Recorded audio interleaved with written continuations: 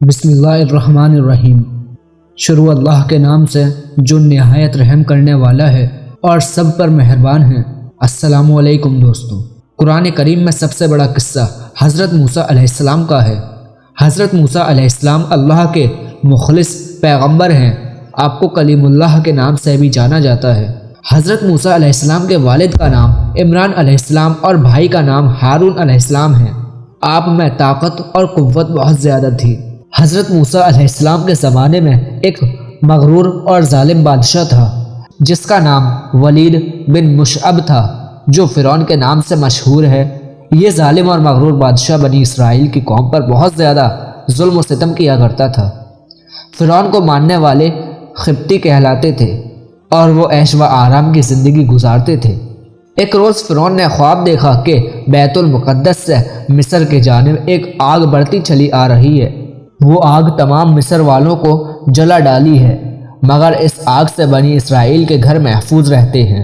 فرعون نے اس خواب کی تعبیر اپنے پاس موجود کہینوں سے پوچھی تو انہوں نے بتایا کہ بنی اسرائیل میں ایک ایسا بچہ پیدا ہونے والا ہے جس کی وجہ سے قبطیوں کی ہلاکت ہوگی۔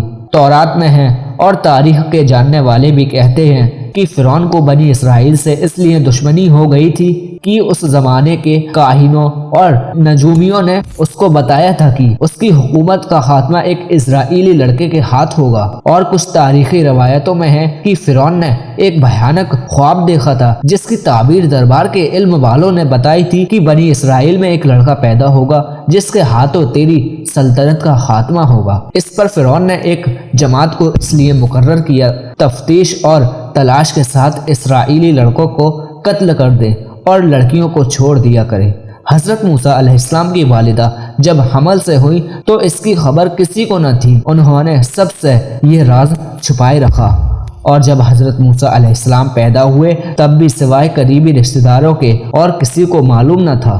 حضرت موسیٰ علیہ السلام کا نسب کچھ واسطوں سے حضرت یعقوب علیہ السلام تک پہنچتا ہے۔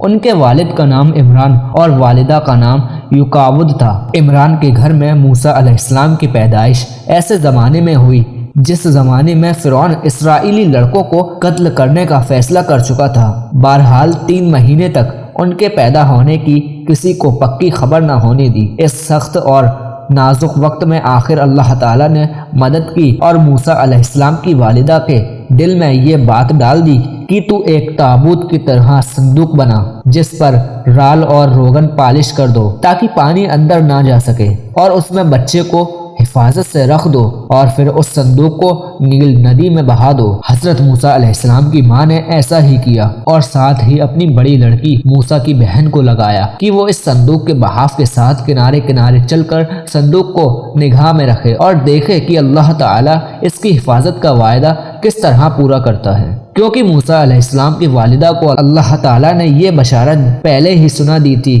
کہ ہم اس بچے کو تیری طرف لا کر دیں گے اور یہ ہمارا پیغمبر اور رسول ہوگا۔ حضرت موسیٰ علیہ السلام صندوق میں تھے۔ وہ صندوق بہتے بہتے فرعون کے محل کے پاس پہنچا۔ محل کے درباری نے صندوق کو نکال لیا۔ فرعون کی بیوی آسیہ رضی اللہ تعالی عنہا جو نیک خاتون تھی، حضرت موسیٰ علیہ السلام کو دیکھا اور فرعون سے کہا یہ تیری اور میری آنکھوں کی ٹھنڈک ہے اور اسے اپنا بیٹا بنا لے۔ جب حضرت موسیٰ علیہ السلام کو بھوک لگی اور دودھ کے لیے رونے لگے تو دودھ پلانے والی بلائی گئی، لیکن موسیٰ علیہ السلام نے کسی کا دودھ نہ پیا۔ قریب میں ہی موسیٰ علیہ السلام کی بہن جو آپ کی نگرانی کرتے ہوئے پیچھے پیچھے آئی تھی کہنے لگی میں ایک گھر جانتی ہوں جو اس بچے کو دودھ پلا سکتی ہیں۔ اس طرح اللہ تعالیٰ نے موسیٰ علیہ السلام کو واپس ان کی ماں کے پاس لوٹا دیا۔ اور جب فرعون کو پتہ چلا کہ موسیٰ علیہ السلام ہی مصر کے قاتل ہیں تو فرعون نے جلاد کو حکم دیا کہ موسیٰ کو گرفتار کرو۔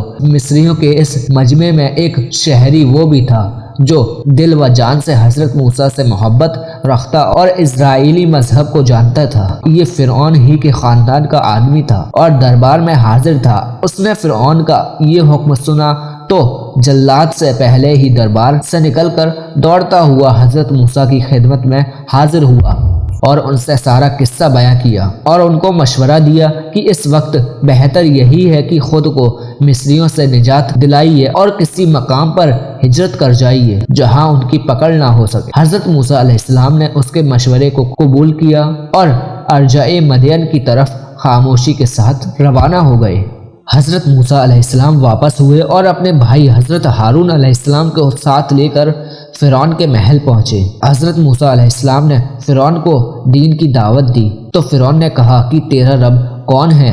جواب میں موسیٰ علیہ السلام نے کہا وہ آسمانوں اور زمین کے تمام چیزوں کا رب ہے۔ پھر فرعون بولا اگر تو اپنے وعدے میں سچا ہے تو نشانیاں پیش کر۔ اب موقع آ گیا تھا کہ وہ دونوں معجزات پیش کیے جائیں۔ پھر موسیٰ علیہ السلام نے اپنی لاٹھی زمین پر رکھ دی تو وہ ایک بڑا اژدہا بن گئی اور اپنے گریبان سے ہاتھ نکالا تو وہ چمکنے لگا۔ فرعون نے کہا یہ تو سوائے جادو کے اور کچھ نہیں، اور کہا کہ تمہارے مقابلے میں بھی مشہور جادوگروں کو لاؤں گا۔ موسیٰ علیہ السلام کو اسی وقت کا انتظار تھا کہ سب کے سامنے دعوت پیش کی جائے۔ مقابلے کا دن مقرر ہوا۔ فرعون نے ماہر جادوگروں کو بلایا اور یہ بھی اعلان کرایا کہ جو موسیٰ علیہ السلام کو اپنے جادو سے ہرائے گا اسے مالا مال کر دیا جائے گا۔ مقابلے کا دن آ پہنچا۔ لوگ ایک میدان میں جمع ہونے لگے۔ 40 جادوگروں کی بڑی جماعت میدان میں حاضر ہوئی۔ جادوگروں نے موسیٰ علیہ السلام سے کہا کہ پہلے تم ڈالو۔ پھر اللہ تعالیٰ نے موسیٰ علیہ السلام کو وحی کی کہ پہلے وہ ڈالیں۔ چنانچہ حضرت موسیٰ نے اپنے پاس جو رسی اور لاٹھی تھی اسے زمین پر ڈال دیا۔ دیکھتے ہی دیکھتے وہ رسی حرکت کرنے لگی۔ لوگوں کی نظروں پر جادو کر دیا، گویا وہ رسیاں صاف دکھنے لگی۔ موسیٰ علیہ السلام نے وحشت محسوس کی تو اللہ تعالیٰ نے وحی کی کہ یقیناً تو ہی غالب آئے گا اور تیرے ہاتھ میں جو چیز ہے اسے زمین پر ڈال دے۔ چنانچہ موسیٰ علیہ السلام نے جیسے ہی اپنی لاٹھی زمین پر ڈالی تو ایک اژدہا بن گیا اور تمام جادوگروں کی رسیوں کو نگلنا شروع کر دیا۔ جب جادوگروں نے یہ منظر دیکھا تو سمجھ گئے کہ یہ جادو نہیں ہو سکتا بلکہ ایک اللہ کی طرف سے ہے۔ سارے جادوگر سجدے میں گر گئے اور بولے میں تو موسیٰ علیہ السلام اور ہارون علیہ السلام کے رب پر ایمان لاتا ہوں۔ جب فرعون نے دیکھا کہ سارے جادوگر ایمان لے آئے تو بولا کہ مجھ سے بنا پوچھے تم لوگ موسیٰ کے رب پر ایمان کیسے لا سکتے ہو؟ اور کہا موسیٰ علیہ السلام نے تم سب کے اوپر جادو کر دیا ہے۔ پھر بولا میں تمہارے ہاتھ پاؤں مخالص سمتوں میں کٹوا کر کھجور کے تنوں پر لٹکوا دوں گا۔ اس پر جادوگروں نے جواب دیا تجھے جو کرنا ہے کر ڈال، ہم تمہیں کوئی ترجیح نہیں دیتے۔ اللہ تعالیٰ نے فرعون اور اس کے قوم پر 9 معجزات نازل کیے جیسے کہ ٹڈیوں کا لشکر، پانی کا خون ہونا، میڈکوں کا عذاب۔ فرعون اور اس کی قوم حضرت موسیٰ علیہ السلام سے دعا کے لیے کہتی تو موسیٰ علیہ السلام دعا فرماتے، وہ عذاب ٹل جایا کرتا، لیکن پھر وہ سرکشی اور نافرمانی کرنے لگتے۔ آخرکار اللہ تعالیٰ نے حضرت موسیٰ علیہ السلام کو وحی کی کہ راتوں رات تو میرے بندوں کو لے کر نکل جا۔ بنی اسرائیل کی کل تعداد 6 لاکھ تھی۔ صبح جب فرعون کو یہ معلوم ہوا تو اس نے ان کا پیچھا کرنے کا حکم دیا۔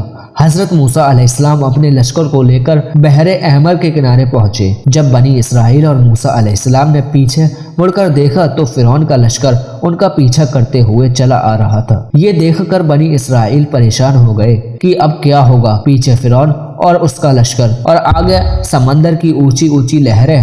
پھر حضرت موسیٰ علیہ السلام کو وحی کی گئی کہ پانی پر اپنی لاٹھی مارو۔ آپ نے اپنی لاٹھی ماری تو سمندر میں راستہ بن گیا اور پانی پہاڑوں کی طرح کھڑا ہو گیا۔ سب کے سب اس راستے سے نکل گئے۔ جیسے ہی فرعون اور اس کا لشکر پانی کے پاس پہنچے تو دیکھا کہ سمندر میں راستہ بنا ہوا ہے۔ پہلے تو فرعون ڈرا کہ یہ کیا ماجرا ہے، لیکن فرعون اپنے گھوڑے اور لشکر کو لے کر اس راستے پر داخل ہو گیا۔ ادھر بنی اسرائیل کا آخری آدمی سمندر سے نکل رہا تھا اور دوسری طرف فرعون کا آخری آدمی سمندر میں داخل ہو رہا تھا۔ اللہ تعالیٰ کے حکم سے پانی جا ملا اور فرعون اور اس کا لشکر پانی میں غرق اور برباد ہو گئے۔ جب فرعون ڈوب رہا تھا تو کہنے لگا کہ میں حضرت موسیٰ علیہ السلام کے رب پر ایمان لاتا ہوں۔ اس وقت توبہ قبول نہیں ہوئی، کیونکہ موت کے آخری وقت میں جب فرشتے دکھنے لگتے ہیں تو توبہ قبول نہیں ہوتی۔ اور پھر اللہ تعالیٰ نے فرعون کی لاش کو تمام انسانیت کے لیے ایک عبرت کا نمونہ بنا دیا، اور آج بھی فرعون کی لاش مصر میں موجود ہے۔ فرعون سے نجات کے بعد بنی اسرائیل کو آرام اور سکون حاصل ہوا۔ حضرت موسیٰ علیہ السلام کوہ طور پر اللہ تعالیٰ سے ہم کلام کرتے تھے اور حضرت موسیٰ علیہ السلام کو تورات دی گئی۔ ایک بار حضرت موسیٰ علیہ السلام نے اللہ کے دیدار کی خواہش کی۔ بہت اصرار کے بعد اللہ تعالیٰ نے اپنی نور کی ایک چھوٹی سی تجلی ڈالی، جس کی وجہ سے پہاڑ ریزہ ریز ہو گیا اور حضرت موسیٰ علیہ السلام بے ہوش ہو گئے اور بعد میں اللہ رب العزت کی بارگاہ میں معافی مانگی اور سجدہ ریز ہوئے۔ دوستو، امید ہے کہ آپ کو یہ ویڈیو پسند آئی ہوگی۔ ویڈیو پسند آنے کی صورت میں ویڈیو کو ایک لائک کریں، شیئر کریں اور کمنٹ کریں۔ ایسے ہی عبرتناک واقعات دیکھنے کے لیے ہمارے چینل کو سبسکرائب کر لیں، ساتھ ہی بیل آئیکن کو پریس کریں تاکہ ہماری آنے والی نئی ویڈیوز کا نوٹیفیکیشن آپ کو سب سے پہلے مل سکے۔